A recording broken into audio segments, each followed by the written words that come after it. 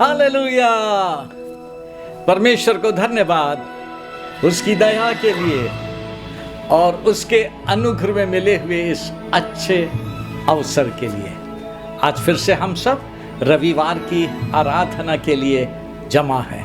परमेश्वर का धन्यवाद। दिन प्रतिदिन उसकी दया हम सब के लिए नई होती जाती है और उसी दया में हम परमेश्वर की आराधना, स्तुति, तारीफ करने के लिए जमा हुए हैं। धन्यवाद। उसके वचन पर मनन करने के लिए जमा हुए हैं और मैं विश्वास करता हूँ उसका पवित्र आत्मा आज फिर से हम सबके जीवनों में काम करेगा। उसकी उपस्थिति आएगी, हम उसका स्पर्श पाएंगे। परमेश्वर को धन्यवाद। आइए प्रार्थना के साथ हम शुरू करें। प्रभु जी धन्यवाद, धन्यवाद और बहुत धन्यवाद। फिर से आज हम सब प्रभु यीशु आप में रविवार की इस आराधना के लिए जमा हैं। आप अपनी दया में सिर्फ अपना आसमान अपने बच्चों के लिए खोल दें। हम सब आप में पवित्र आत्मा की सहायता में आत्मा और सच्चाई से आपकी आराधना करें और पवित्र आत्मा आपका वचन का खुलासा कर दे। प्लीज आप दया करें। सब बातों पे, पूरी आराधना पे पवित्र आत्मा का नियंत्रण दिखाई दे। नियंत्रण, दया करें, अनुग्रह करें, आशीषित करें, यीशु मसीह के नाम से आमीन। आइए हम ब्रदर जैक के साथ आज सुबह फिर से एक बार परमेश्वर की आराधना में चलें। आत्मा और सच्चाई से, आनंद से मिलकर प्रभु की आराधना करें ताकि उसकी उपस्थिति हम सबके जीवनों को अपने ग्रिप में ले लें। Let's worship. प्रभु यीशु मसीह के पवित्र नाम में एक बार फिर से आज की इस आराधना में आपका हार्दिक स्वागत है। परमेश्वर का धन्यवाद। हमारा परमेश्वर सच में दयालु है, अनुग्रहकारी है, विलंब से कोप करने वाला और अति करुणा में परमेश्वर है। वो अपने वचन में भजन संहिता 130 में कहता है, हे यहोवा, मैंने गहरे स्थानों में से तुझको पुकारा है। हे प्रभु, मेरी सुन ले, तेरे कान मेरे गिड़गिड़ाने की ओर ध्यान से लगे रहें। हे याह, यदि तू अधर्म के कामों का लेखा ले तो हे प्रभु, कौन खड़ा रह सकेगा? परंतु तू क्षमा करने वाला है जिससे तेरा भय माना जाए। जिस परमेश्वर की आराधना करने के लिए आज की सुबह हम यहाँ पर इकट्ठे हुए हैं, मेरे प्यारों, वो क्षमा करने वाला है, वो दया करने वाला है। क्योंकि प्रभु यीशु मसीह जब इस पृथ्वी पर आए और उन्होंने अपनी सेवकाई प्रारंभ की तो उन्होंने सबसे पहले एक ही बात कहा, मन फिराओ क्योंकि परमेश्वर का राज्य निकट है। मेरे प्यारों, हमें अपने मन को फिराने की जरूरत है। इस संसार की बातों से, इस संसार के आकर्षण से अपने मन को फिराने की जरूरत है और वो यीशु मसीह हमारी मदद करता है उस बात में। दिल मेरा ले ले प्यारे यीशु, तू ही ने इसे बनाया है। आ जाइए, अपने हृदय को अपने यीशु को दे दें।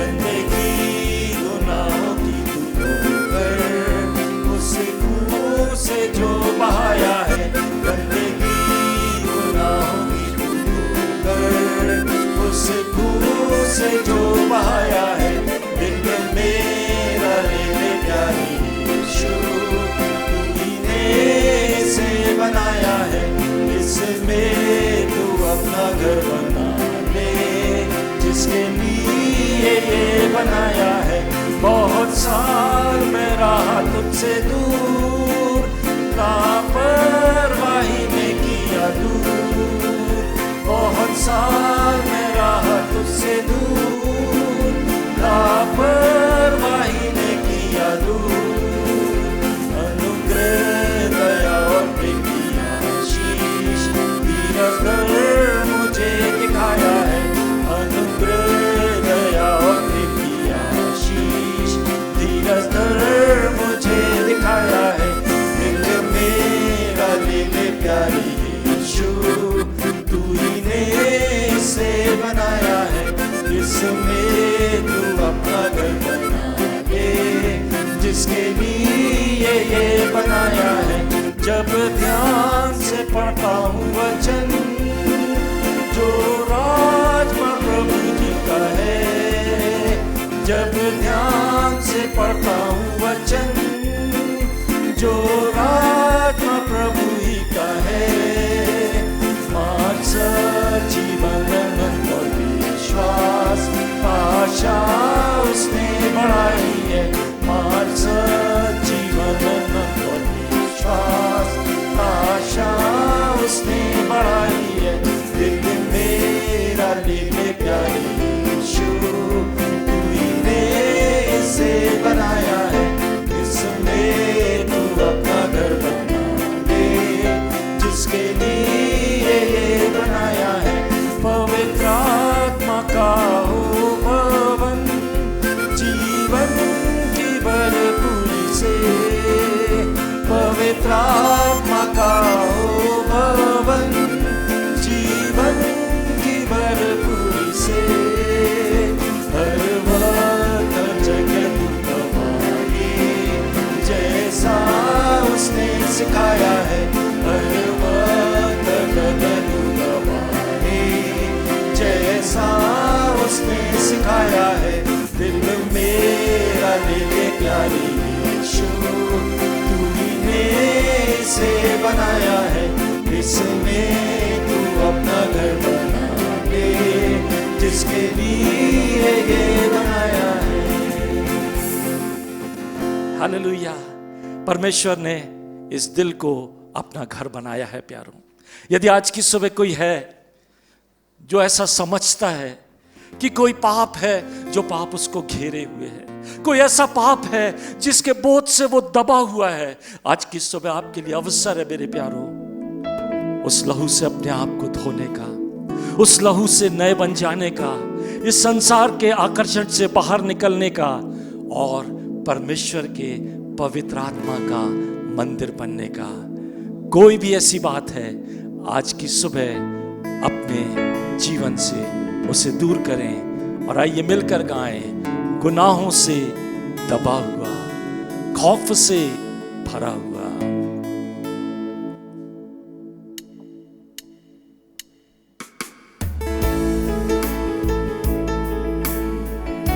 आज की सुबह दिल से प्रभु को पुकारो प्यारो।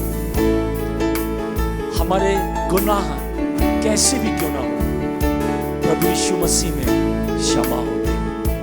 विश्वास करें और आज उस नए जीवन को ले लें जो यीशु देने आया था।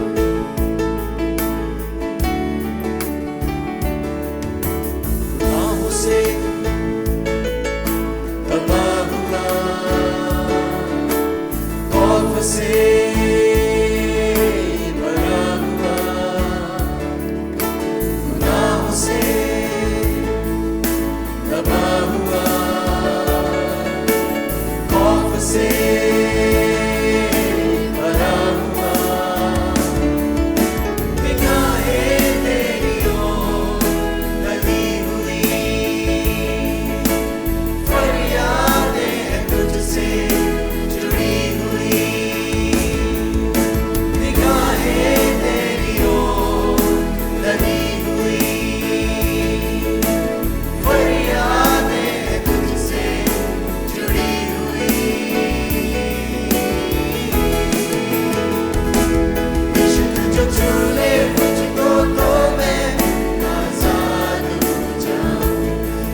तू जो छू ले मुझको तो मैं बेखौफ हो जाऊं।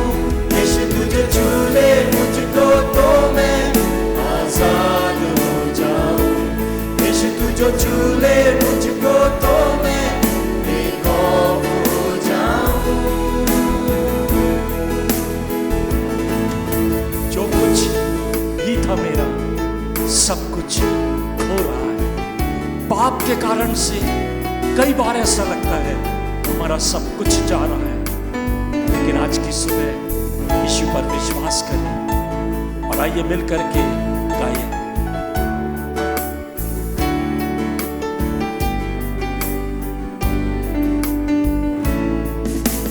जो कुछ भी था मेरा सब कुछ हो रहा है। पल पल ये मेरा निर्बल हो रहा है। जो कुछ भी था मेरा सब कुछ हो रहा है। पल पल ये मेरा निर्बल हो रहा है। दुआएं तुझसे जो की है वो उम्मीद है मेरी। जिंदगी तुझसे यीशु तेरे गवाह जा रहा हूँ।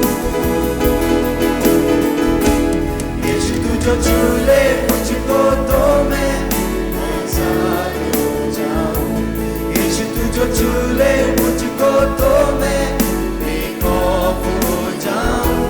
यीशु तू जो छू ले मुझको तो मैं आजाद हो जाऊं। यीशु तू जो छू ले मुझको तो मैं बेखौफ हो जाऊं।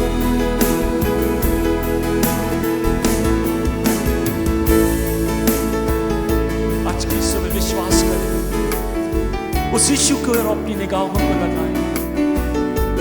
उसका एक कदम, उसकी एक आज्ञा हमारे जीवन में सब कुछ बदल देती है। प्यारों, विश्वास करें और गाएं। तेरे ही रहम पर जिंदगी ये टिकी है।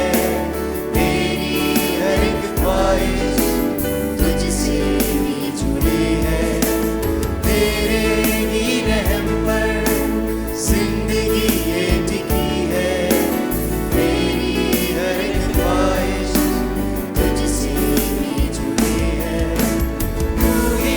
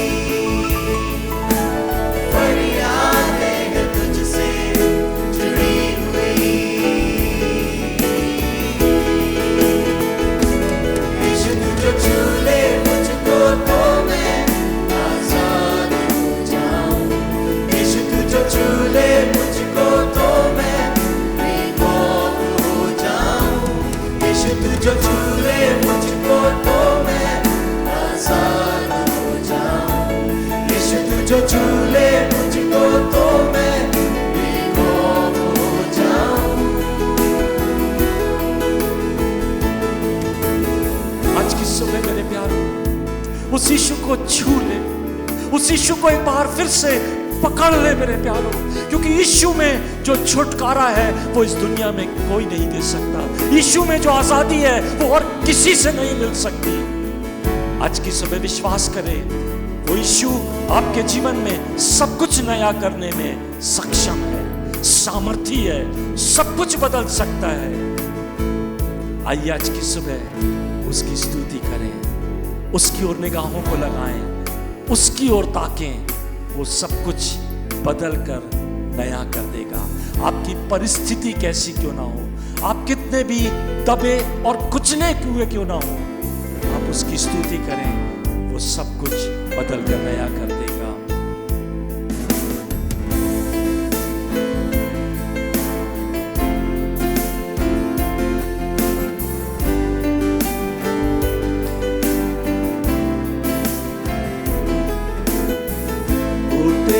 स्तुति और आराधना करता रहूं तुझसे ये प्रार्थना, महिमा से तेरी तू इस जगह को भर, जो भी तू चाहे तू यहाँ पे कर, हो तेरी स्तुति और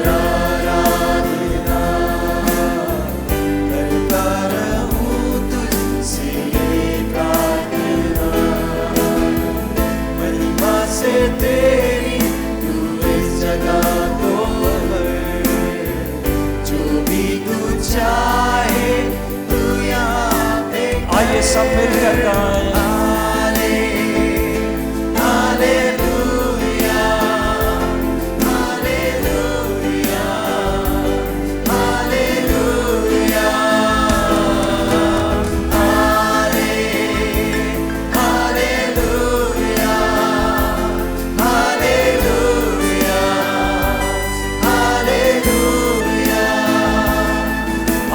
विश्वास करें, वो करुणा से दया दिखाने वाला परमेश्वर है, और जब हम पुकारते हैं तो वो हमारे पास आने वाला परमेश्वर है।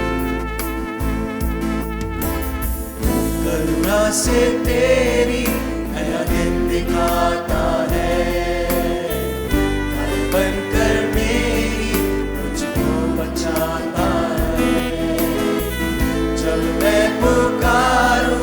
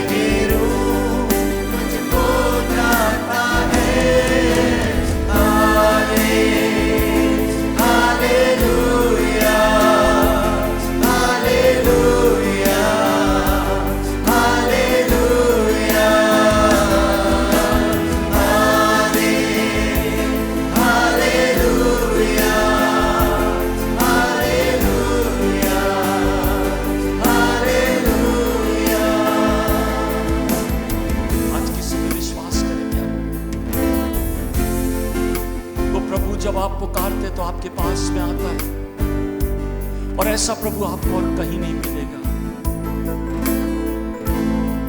आइए पुकारें और मिलकर के गाय करें। सारे जहां में तुझसा कोई नहीं, तुझको छोड़ कोई प्रभु है ही नहीं। घुटने में टेकूं बस तेरे सामने, तू है मेरा प्रभु और तू मेरा पिता। सारे जहां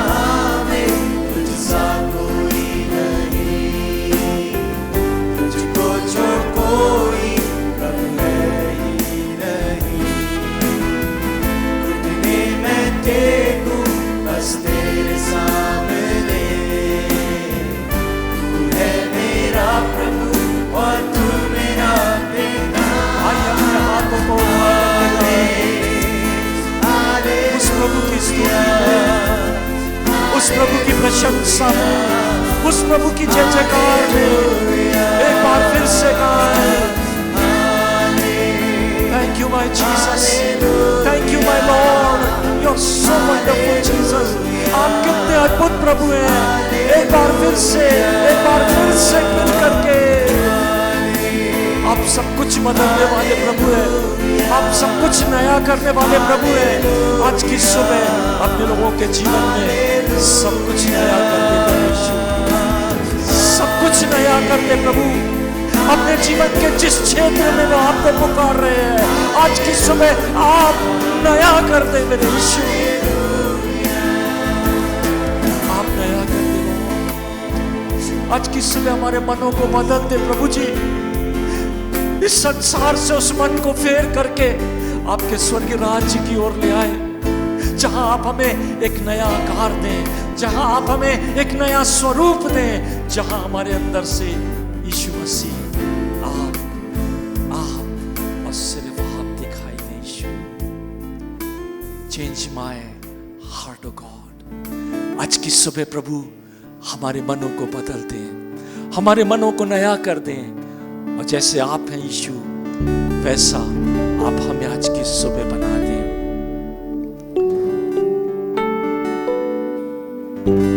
थैंक यू माय लॉर्ड। आज की सुबह विश्वास करें वो यीशु आपके अंदर कुछ कर रहा है, कुछ नया कर रहा है। Just receive it, just receive it and just receive it.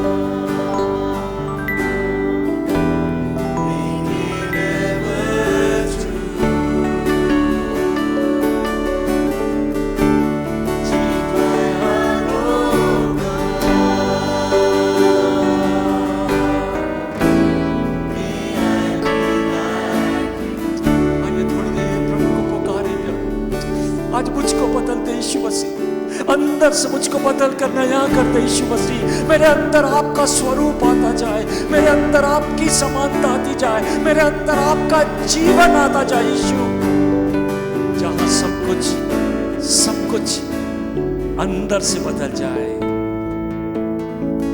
मन बदल जाए, विचार बदल जाए और सोच बदल जाए।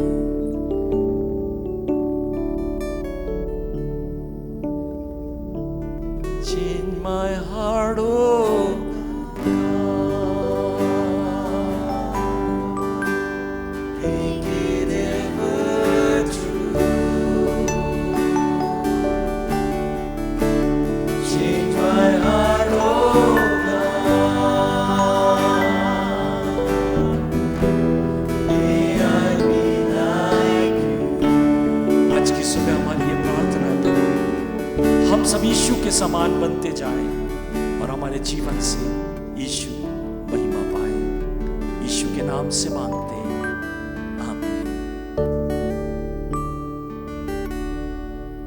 मैं विश्वास करता हूं कि आज फिर आप परमेश्वर के राज्य के लिए अपनी भेंटों को अपने हाथों में लिए हुए हैं।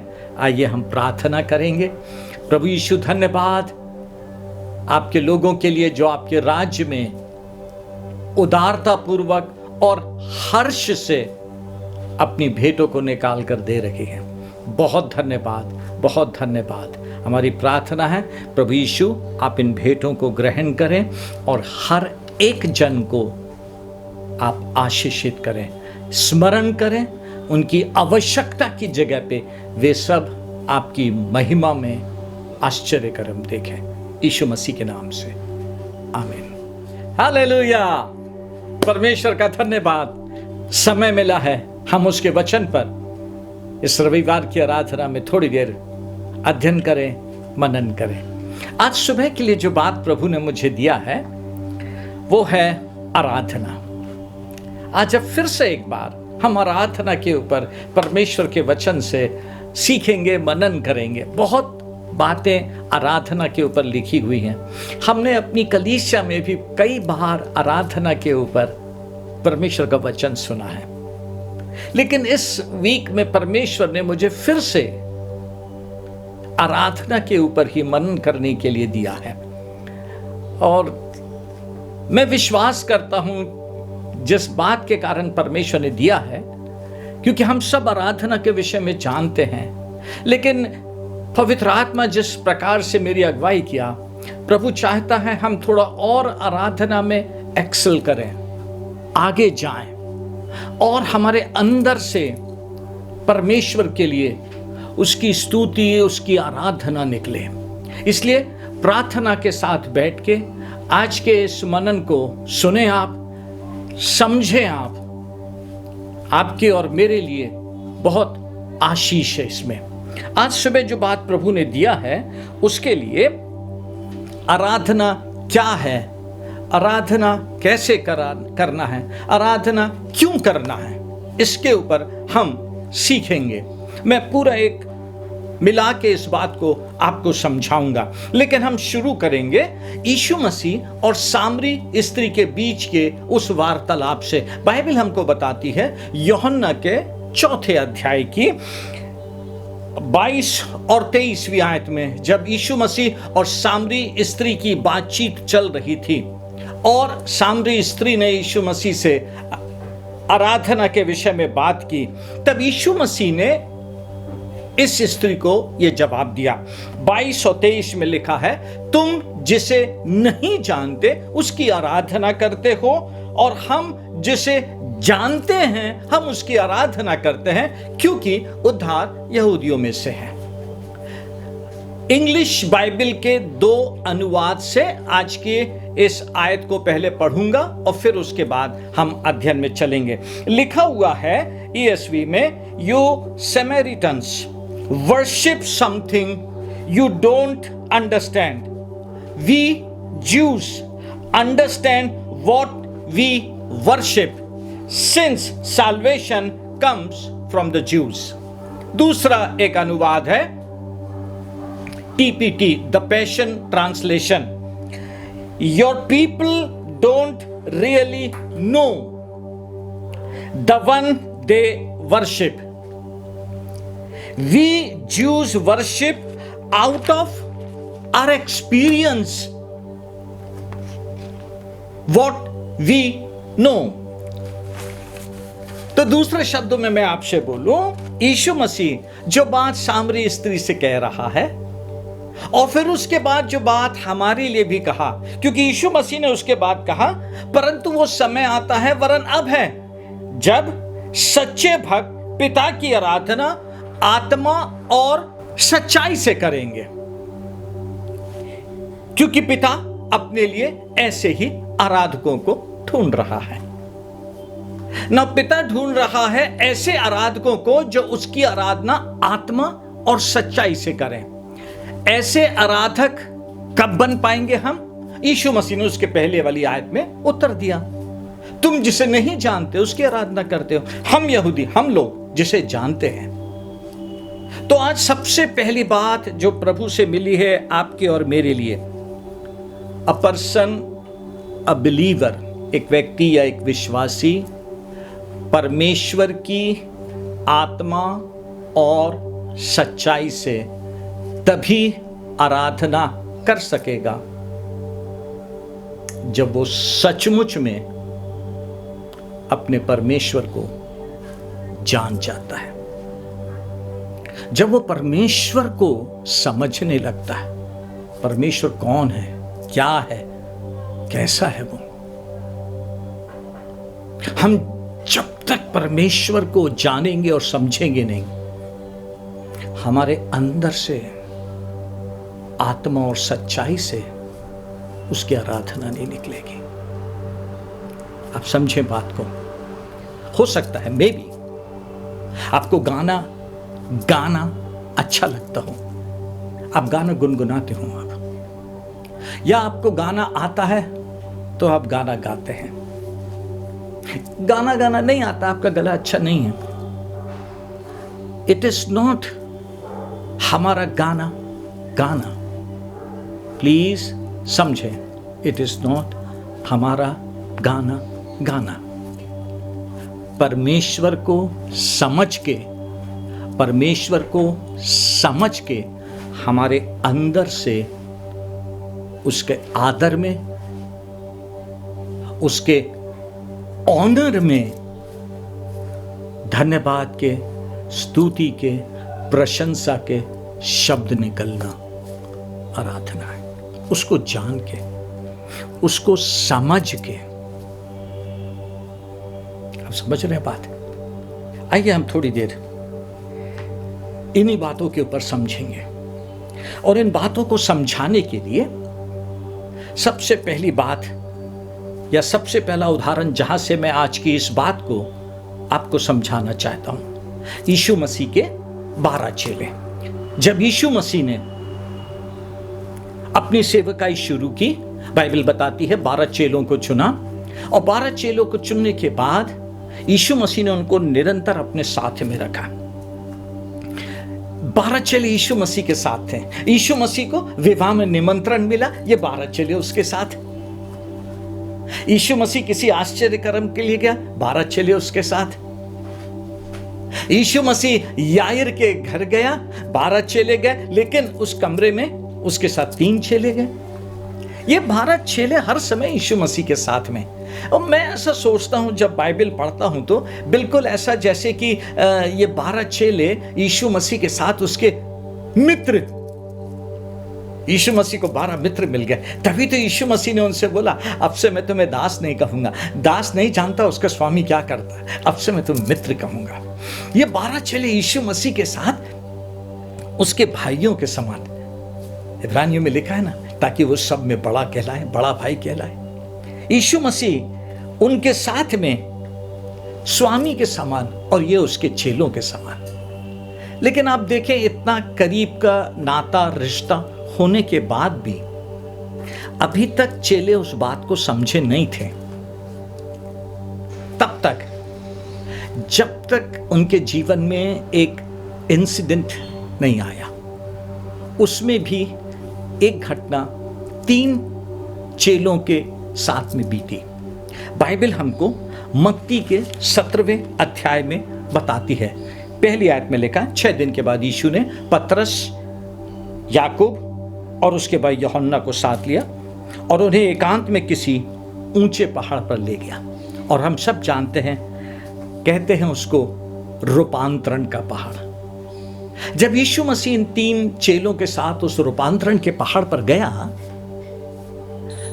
और वहां पर बाइबल कहती है उसका रूपांतरण हो गया। मूसा और एलिया आके उससे बात करने लगे। अब देखें, ऐसे समय में भी पतरस यीशु मसीह को सलाह दे रहा है।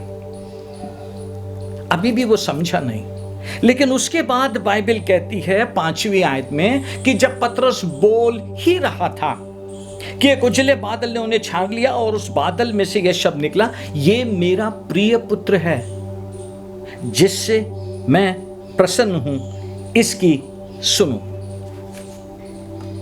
जैसे ये बात पतरस, याकूब और यूहन्ना ने सुना, बाइबल कहती है 6वीं आयत में, चेले यह सुनकर मुंह के बल गिर गए। उन्होंने यीशु मसीह की महिमा को और यीशु मसीह की सच्चाई को पहचाना। अरे हम मसीहा के साथ घूम रहे हैं, परंतु सचमुच में ये तो परमेश्वर का पुत्र मसीहा है। और उन लोग मुंह के बल गिर गए। प्लीज, एक अनुभव ने उनकी सोच और समझ को बदल दिया। वे मुंह के बल गिर गए और लिखा है उसके बाद अत्यंत डर गए। आज जो खास बात आपसे कहना चाहता हूं, हम लोग, परमेश्वर की दया हम पर हुई है, परमेश्वर का अनुग्रह हम पर हुआ है, इसलिए हम परमेश्वर के साथ साथ हैं, उसकी आशीषों को पा रहे हैं। लेकिन हम अभी तक प्रभु यीशु मसीह को, उसकी डिविनिटी, ईश्वरत्व को, उसकी सुप्रीमेसी को, प्रभुत्व को, उसकी ह्यूमैनिटी, इंसानियत को, उसकी ह्यूमिलिटी, दीनता को नहीं समझ पाए हैं। ईश्वर होके, प्रभु होके भी मनुष्य बन के आया, दीन बन गया। इसलिए हम अभी तक उसकी वो आराधना नहीं कर पाए हैं, जबकि जरूरत है यीशु मसीह को समझ के उसकी डिविनिटी, ईश्वरत्व की आराधना करें।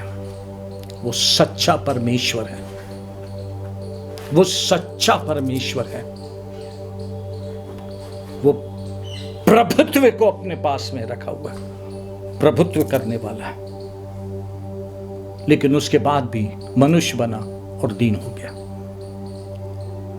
इसीलिए यीशु मसीह ने सामरी स्त्री से कहा, तुम जिसे नहीं जानते उसकी आराधना करते हो, लेकिन हम जिसे जानते हैं हम उसकी आराधना करते हैं। ध्यान से, आपकी जब आत्मिक समझ खुल जाएगी,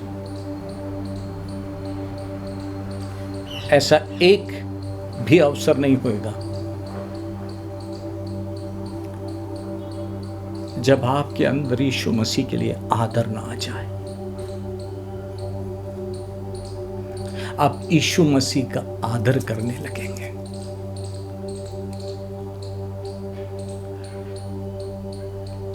आप उसके प्रभुत्व के आगे झुक जाएंगे, गिर जाएंगे। आप you will start honouring him, उसका आदर करने लगेंगे। आप समझ रहे हैं बात को? वो है जो बात परमेश्वर ने, यीशु मसीह ने सामरी स्त्री से कहा, तुम जिसे नहीं जानते। हमारे अंदर अपने आप वो बात निकलने लगती है। फिर हम ये नहीं सोचते हैं, अरे टीवी में तो है, चल रहा है। टीवी में नहीं चल रहा है, हम यीशु मसीह के साथ जुड़े हैं। ये एक माध्यम प्रभु ने हमारे लिए इस समय रखा है, और चूंकि हम प्रभु से जुड़े हैं, हम आदर और भक्ति के साथ डरते और कांपते हुए उसकी आराधना करेंगे। आनंद से हमारे अंदर से उसकी आराधना निकलेगी, क्योंकि हम जान रहे हैं, हम समझ रहे हैं वो कितना महान परमेश्वर है, वो कितना महान, अद्भुत और सामर्थी परमेश्वर है। समझें, इट्स नॉट जस्ट कि वो हमारा उद्धार करता है, छुटकारा देने वाला है, चंगाई देने वाला है, आशीष देने वाला है। सिर्फ उतना ही नहीं, वो हमारे लिए उद्धार करता बना, छुटकारा देने वाला बना, आशीष देने वाला बना, लेकिन सचमुच में वो परमेश्वर है। सचमुच में वो सृष्टि करता है, समझे बात को। तुम जिसे नहीं जानते उसके लिए गा देते हो, तुम जिसे नहीं जानते उसके लिए कह देते हो। जरूरत है उसको जानकर कहना, उसको समझकर आनंद से उसकी आराधना में गाना। Hallelujah, hallelujah. आगे चलें। दाऊद क्यों परमेश्वर के वचन में, बाइबल में सबसे मधुर गाने वाला, फाइन वर्शिपर बना? कई बातें थी दाऊद की। उन कई बातों में से एक बात आज प्रभु के वचन से आपके साथ बांटना चाहता हूं। दाऊद ने खुद लिखकर हमारे लिए कहा है और कहता है भजन संहिता 33 की पहली आयत में, बोलता है, हे धर्मियों, हम यीशु मसीह में धर्मी बनाए गए हैं, हम यीशु मसीह में चुने हुए लोग हैं, हम यीशु मसीह में अलग किए हुए लोग हैं। और दाऊद हमसे कहता है, हे धर्मियों, आगे, यहोवा के कारण जय जयकार करो। सिर्फ यहोवा की जय जयकार करो नहीं है, वो यहोवा के कारण उसकी जय जयकार करो। हां, वो बात दाऊद समझ गया।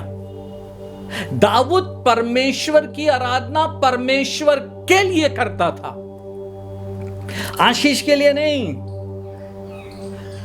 उसकी बातों के लिए नहीं जो परमेश्वर ने उसको आशीषित किया है। दाऊद परमेश्वर के लिए परमेश्वर की आराधना करता था। वो जानता था परमेश्वर कितना महान है, और अपने राजा होके, राजा होने से पहले के भी अनुभवों को जान के समझ के वो आराधना करता था। इसीलिए तो लिखा हुआ है इसी आयत में, इसी अध्याय में लिखा हुआ है, 33वें अध्याय की भजन संहिता 16वीं आयत में बोलता है, कोई राजा ऐसा नहीं जो सेना की बहुतायत के कारण बच सके, वीर अपनी बड़ी शक्ति के कारण छूट नहीं जाता, बच निकलने के लिए घोड़ा व्यर्थ है, वह अपने बड़े बल के द्वारा किसी को नहीं बचा सकता। उसका अनुभव था ये। बोला, मेरे को लोग कहते हैं, जानते हैं मैं शूरवीर हूं, लेकिन मैं बिना परमेश्वर के जय नहीं पाता हूं। मेरे लिए न गोफन, न तलवार, न भाला, कोई भी नहीं। मेरे लिए सबसे पहले परमेश्वर, उसकी सामर्थ, उसकी अगुवाई, मेरी परमेश्वर पर निर्भरता, वो जीत लेके आती है। इसीलिए तो पहली आयत में, भजन संहिता 33 के पहली आयत में वो कहता है, हे धर्मियों, यहोवा के कारण जय जयकार करो। आज हमको प्रभु के वचन से इस बात को समझना और सीखना है। और इसीलिए जब दाऊद की पारी आई आराधना की ना, तो बाइबल हमको बताती है, पहला इतिहास 29वें अध्याय में, पहला इतिहास 29वें अध्याय की 10 आयत से 13वीं आयत तक लिखा है। अब देखें उसकी समझ में दाऊद ने सबके सामने क्या कहा। तब दाऊद ने सारी सभा के सम्मुख यहोवा का धन्यवाद किया, और दाऊद ने कहा, हे यहोवा, हे हमारे मूल पुरुष इस्राएल के परमेश्वर, अनादिकाल से अनंत काल तक तू धन्य है। हे यहोवा, महिमा, पराक्रम, शोभा, सामर्थ और वैभव तेरा ही है, क्योंकि आकाश और पृथ्वी जो कुछ है वह तेरा ही है। हे यहोवा, राज्य तेरा, और तू सबों के ऊपर मुख्य और महान ठहरा है। उसने परमेश्वर को जाना और समझा। सुने, धन और महिमा तेरी ओर से मिलती है, तू सबों के ऊपर प्रभुता करता है, सामर्थ और पराक्रम तेरे ही हाथ में है, और सब लोगों को बढ़ाना और बल देना तेरे हाथ में है। अब सुने क्या कह रहा है। इसीलिए पहले परमेश्वर को जाना, समझा, और परमेश्वर क्या है उसकी बात कही, वो बात सब पूरी प्रजा के सामने कहा। फिर उसके बाद बोलता है, इसीलिए अब हे हमारे परमेश्वर, हम तेरा धन्यवाद करते और तेरे महिमा युक्त नाम की स्तुति करते हैं। आप घर पे हैं, अपने व्यक्तिगत डिवोशन में हैं, प्रार्थना के समय में हैं, आप छोटे से ग्रुप में हैं, आपको समय मिला है कलीसिया के साथ मिलकर आराधना करने का, आप जहां पर भी हैं, पहले समझें आपका परमेश्वर कौन है, कितना महान है। समझें स्वर्ग में परमेश्वर के लिए क्या कहा जाता है। सराफीम और करूबीम अपने पंखों से अपना मुंह और पैर ढांप के निरंतर कहते हैं, पवित्र पवित्र पवित्र सेनाओं के यहोवा, पवित्र पवित्र पवित्र सेनाओं के यहोवा। निरंतर परमेश्वर की पवित्रता का बखान स्वर्ग में होता है। आप ऐसे परमेश्वर की उपस्थिति में बैठे हैं, आप ऐसे महान परमेश्वर के अनुग्रह के सिंहासन के सामने खड़े हुए हैं आराधना करने के लिए। सोचिए थोड़ी देर के लिए, जब हम आराधना कर रहे हैं कितना सावधानी के साथ, और यह सावधानी अपने आप अंदर से आना है। आपको मालूम पड़ गया है अब आपका परमेश्वर क्या है, आपने समझ लिया है, सीखने की जरूरत नहीं है, ये आपने समझ लिया है। चर्च बहुत सिंपल सी बात बोल, बहुत सिंपल सी। हमको हमारे जीवन में एक बार सिखाया जाता, माँ बाप एक बार सिखाते हैं, बड़ों का आदर करो, बड़े आए तो उनके सामने खड़े हो जाओ, माता पिता का आदर करो। बार बार नहीं सिखाया जाता है, वो हमारे अंदर आ जाता है, वो रिस्पेक्ट हमारे अंदर से अपने आप निकलता है। फिर यीशु मसीह,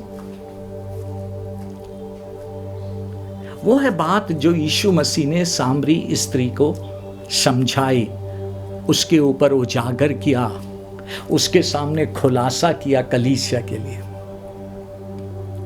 हमको जानना है हम किसकी आराधना कर रहे हैं। Hallelujah, hallelujah. आइए आगे चले हम, लेकिन आज की मुख्य बात आपसे कहने से पहले एक आयत पहले पढ़ना चाहता हूं, फिर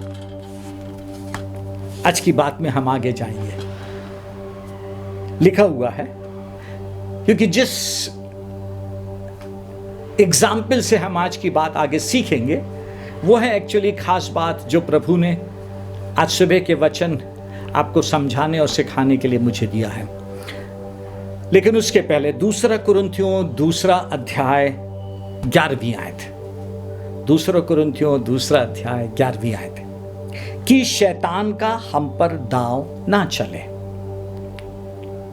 क्योंकि हम उसकी युक्तियों से अनजान नहीं, हम उसकी युक्तियों से अनजान नहीं। Let Satan should take least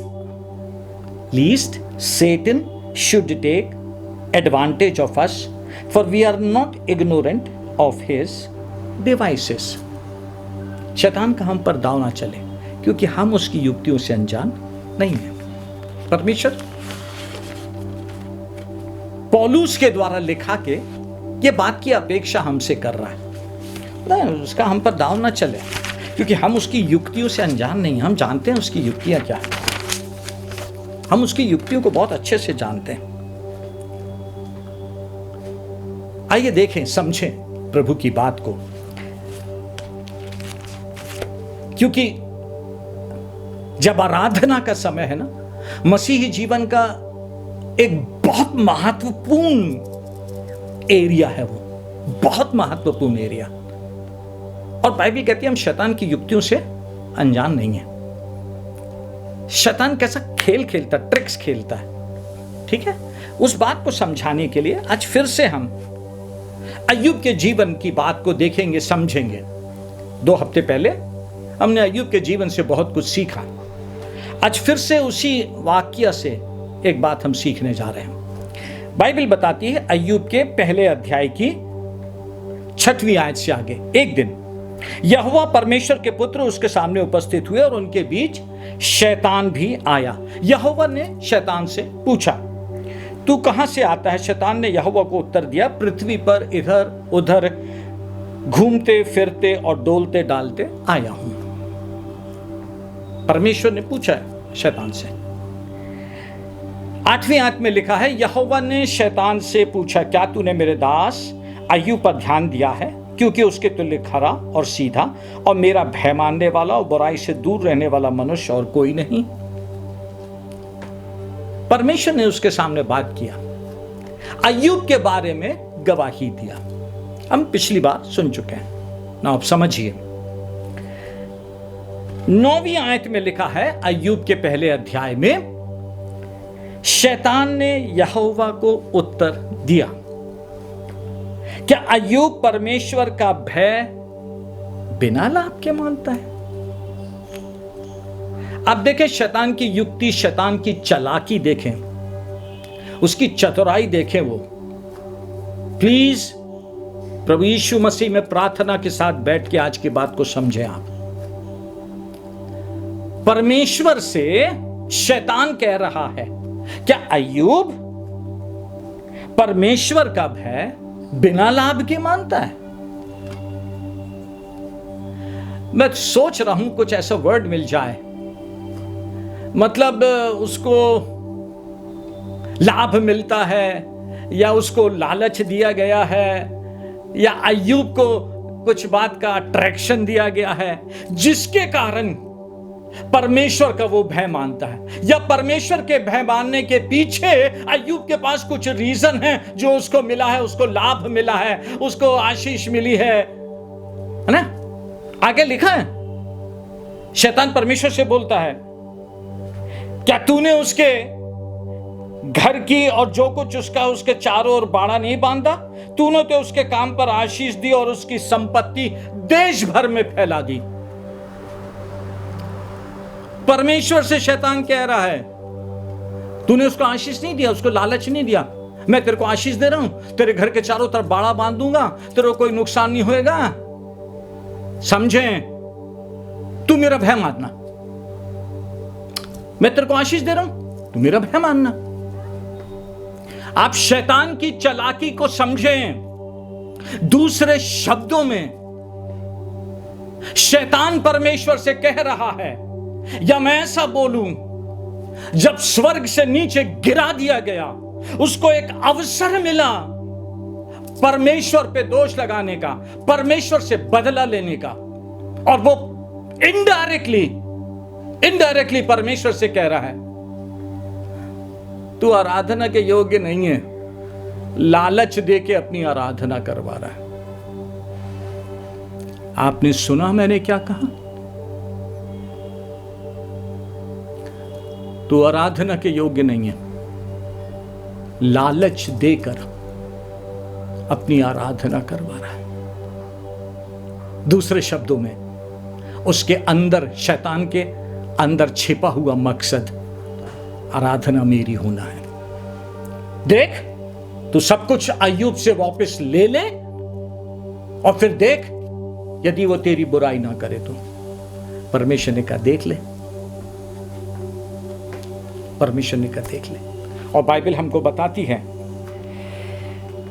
पहले अध्याय की 20वीं आयत से आगे, तब अय्यूब उठा और बागा फाड़ सिर मुंडाकर भूमि पर गिरा, दंडवत करके कहा, मैं अपनी मां के पेट से नंगा निकला और वही नंगा लौट जाऊंगा। यहोवा ने दिया और यहोवा ही ने लिया, यहोवा का नाम धन्य है। इन सब बातों में भी अय्यूब ने ना तो पाप किया और ना परमेश्वर पर मूर्खता से दोष लगाया। इन सब बातों में भी उसने परमेश्वर पे दोष नहीं, सब कुछ चला गया, सब कुछ खाली हो गया। उसके बाद लिखा, उसको फोड़े हो गए सिर से लेके पैर तक। लिखा है 5वीं आयत में दूसरे अध्याय की, इसलिए केवल अपना हाथ बढ़ाकर उसकी हड्डियां और मांस छू, तब वह तेरे मुंह पर तेरी निंदा करेगा। यहोवा ने शैतान से कहा, सुन, वह तेरे हाथ में है, केवल उसका प्राण ना लेना। तब उसकी स्त्री ने उससे कहने लगी, क्या तू अब भी अपनी खराई पर बना है? परमेश्वर की निंदा कर, चाहे मर जाए तो मर जाए। इन सब बातों में भी अय्यूब ने अपने मुंह से पाप नहीं किया। अय्यूब आशीष जो पाई है, जो परमेश्वर से मिली है, जो सफलता मिली है, पूरे देश में धनी बन गया है, उसके कारण परमेश्वर की आराधना नहीं करता था, उसके कारण वो परमेश्वर के सिधाई खराई से नहीं चलता था। उसके कारण उसने अपना मुंह बुराई से बंद नहीं किया था। वो परमेश्वर को जान गया था कि सिर्फ वही एक सुप्रीम अथॉरिटी है। वो उसकी ईश्वरत्व को समझ गया था। वो समझ गया था मैं परमेश्वर की सांस से बनाया गया हूं, मैं उसके हाथों की सृष्टि हूं। सुप्रीम तो वो है। इसीलिए उसकी उस डिविनिटी को जानकर अय्यूब उसका भय मानता, उसकी आराधना करता था। कोई लाभ नहीं था उसके लिए, कोई लाभ नहीं था, कोई लाभ नहीं था। आप समझें बात को। वो सिर्फ परमेश्वर को जानकर स्तुति और आराधना करता था। हालेलुया। आज परमेश्वर हमसे उसी बात की अपेक्षा करता है, हमसे उसी बात की अपेक्षा करता है और चाहता है कि हम उसको जानकर उसकी आराधना करें, उसकी पवित्रता को समझकर, वो कितना भय योग्य है उस बात को समझकर उसकी आराधना करें, और वो भी ऐसी कि हमारे अंदर से उसकी आराधना निकलती रहे। एक और इंसिडेंट से आज की बात आपको समझाना चाहता हूं। हम सब जानते हैं योना जब परमेश्वर की आज्ञा नहीं माना, भाग गया, तो बाइबल कहती है परमेश्वर ने समुद्र में तूफान लाया और फिर उसने कहा मुझे समुद्र में फेंक दो।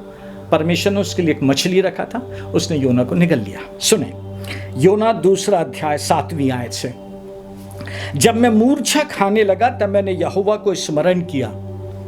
जब मैं मूर्छा खाने लगा तब मैंने यहोवा को स्मरण किया और मेरी प्रार्थना तेरे पास वरन तेरे पवित्र मंदिर में पहुंच गई।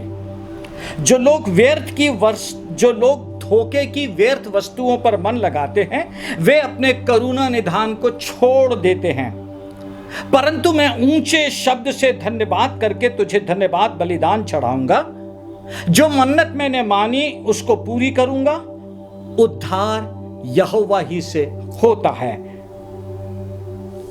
जब मछली के पेट में है, मूर्छा खाने लगा, तब योना परमेश्वर की आराधना कर रहा है, तब योना परमेश्वर की आराधना कर रहा है। लेकिन आज से बोलूं आपसे मैं बात, अफसोस,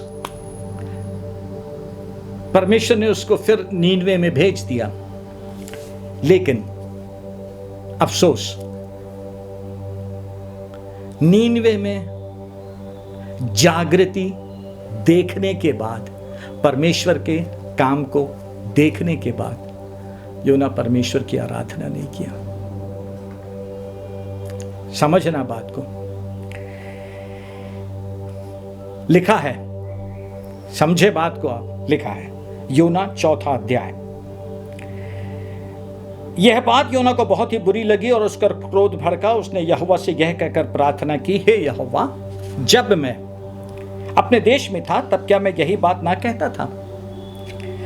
इसी कारण मैंने तेरी आज्ञा सुनते ही तर्तीश को भाग जाने के लिए फुर्ती की, क्योंकि मैं जानता था।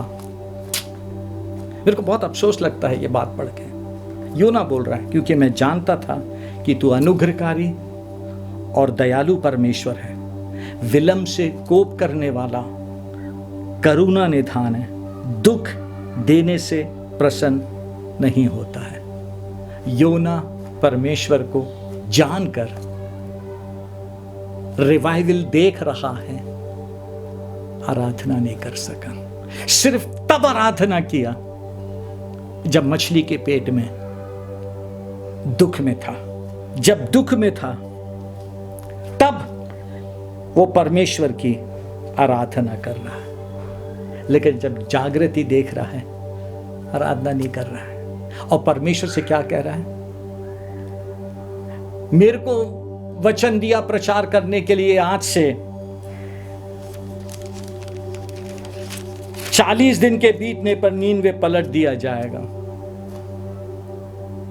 और तूने वहां जागृति भेज दिया। मेरे सरमन का क्या? हम कितनी बार परमेश्वर की आराधना मिस कर देते हैं, चूक जाते हैं अपनी सोच के कारण, अपनी थिंकिंग के कारण, अपने वेस के कारण। सोचिए थोड़ी देर के लिए, आप अय्यूब के समान परमेश्वर के लिए प्रभु के व्यक्ति बनना चाहते हैं, दाऊद के समान परमेश्वर के हृदय के मुताबिक व्यक्ति बनना चाहते हैं, या फिर एक योना है, मिस्ड, चूक गया। आखिरी बात, बहुत से तरीके हैं जिससे हम परमेश्वर की आराधना करते हैं, लेकिन आज सुबह जो बात प्रभु ने आपके साथ बांटने के लिए दिया है आराधना के लिए, जब हम गीत गाते हैं तो वो हमारे अंदर का एक्सप्रेशन होता है, वो हमारे अंदर का भाव होता है जो हम परमेश्वर के आगे चढ़ाते हैं। हमारे अंदर से धन्यवाद निकलता है जो हम परमेश्वर के आगे चढ़ाते हैं। लेकिन वो गीतों के साथ साथ एक और तरीका है जिसको परमेश्वर हमसे अपेक्षा करता है। बाइबल कहती है, पौलुस कलीसिया को, रोम की कलीसिया को लिखते हुए 12वें अध्याय की पहली आयत में कहता है, Beloved friends, what should be our proper response? What should be our proper response to God? Marvelous mercy. I encourage you to surrender yourselves to God, to be His sacred, living sacrifice, and live in holiness, experiencing all that delight His heart. For this, because for this becomes your genuine expression of worship. इसलिए हे भाइयों, मैं तुमसे परमेश्वर की दया स्मरण दिलाकर विनती करता हूं कि अपने शरीरों को जीवित और पवित्र और परमेश्वर को भावता हुआ बलिदान करके चढ़ाओ, यही तुम्हारी आत्मिक सेवा है। बाइबल कहती है, this is your real expression of worship. अपने आप को यीशु मसीह को जानकर पवित्र रखना, अपना जीवन पवित्र चढ़ाना, यीशु मसीह को समझकर अपने जीवन में परिवर्तन लाना, वो सच्ची आराधना है। वो है आराधना। और परमेश्वर हमसे वो चाहता है, वो चाहता है कि हम परमेश्वर की जीवित पवित्र बलिदान हो जाएं, उसके लिए बलिदान हो जाएं। वो आराधना होगी। वो आखिरी दो बात कह के समाप्त करूंगा। क्यों? ठीक है, आज फिर से आपसे परमेश्वर के वचन की एक बहुत इंपॉर्टेंट बात कह रहा हूं। क्यों परमेश्वर हमको आज फिर से आराधना सिखाया और आराधना में ले जा रहा है? ध्यान से आराधना करें परमेश्वर की, बहुत आत्मा और सच्चाई से, बड़े आदर के साथ, बहुत आदर के साथ परमेश्वर के लिए गाएं, उसकी आराधना करें। चाहे आप किचन में हो, चाहे आप बेडरूम में हो, चाहे ड्राइंग रूम में हो, जहां भी हो, सड़क पे चल रहे हो, अंदर परमेश्वर के लिए आदर रखें और उसकी आराधना करें। क्यों? 2 आयत से समाप्त करना चाहता हूं। बाइबल कहती है, भजन संहिता 102 उसकी 13वीं और 14वीं आयत, तू उठकर सिय्योन पर दया करेगा, क्योंकि उस पर अनुग्रह करने का ठहराया हुआ समय आ पहुंचा। यीशु मसीह में आपसे बोलूं, सिय्योन का मतलब है वर्शिपर्स, वो स्थान जहां लोग परमेश्वर की स्तुति और आराधना करते हैं। आप परमेश्वर के सिय्योन हैं, आप उसका मंदिर हैं, यहाँ से उसकी आराधना निकलती है।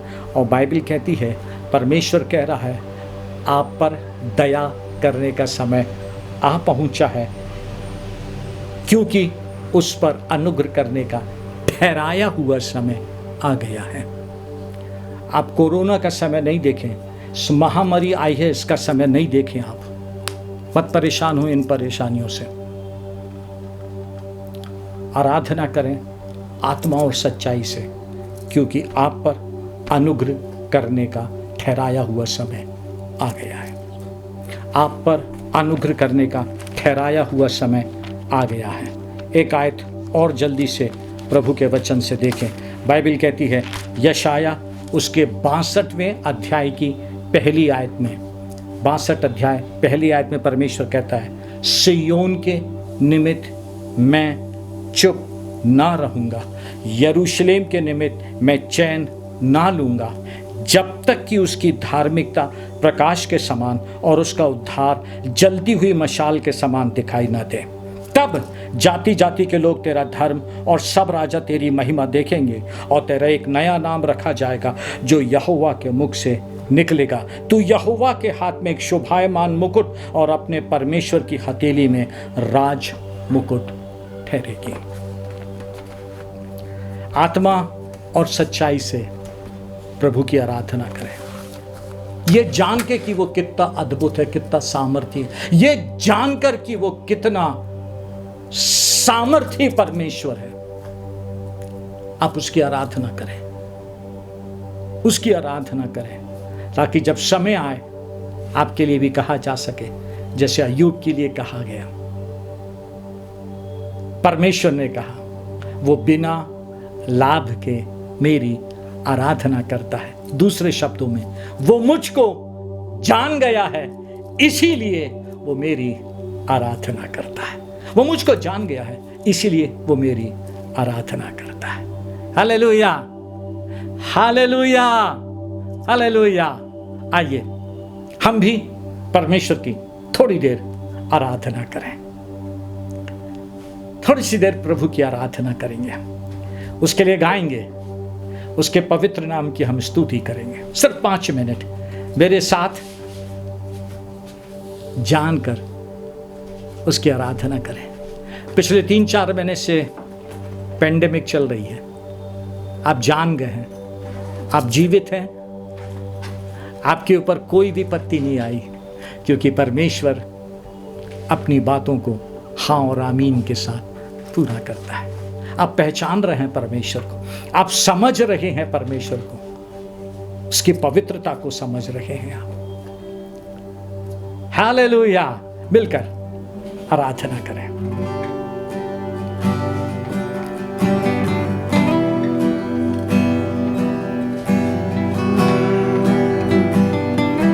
Lord, I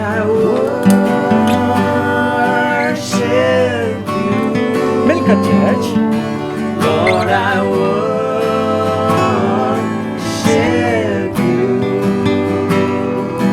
Lord, I worship you. Lord, I worship you. For your name is holy, holy, holy God. For your name is holy, holy, holy God. मैं आता पवित्र स्थान में, मैं आता लेने के लहू से, मैं आता आराधना करने, मैं आता तुझे महिमा दे।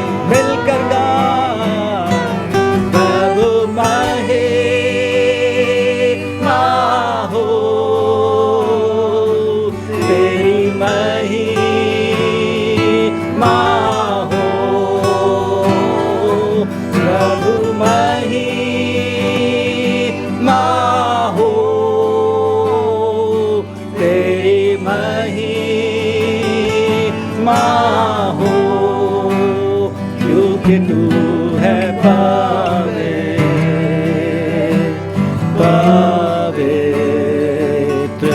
प्रभु, क्योंकि तू है पवित्र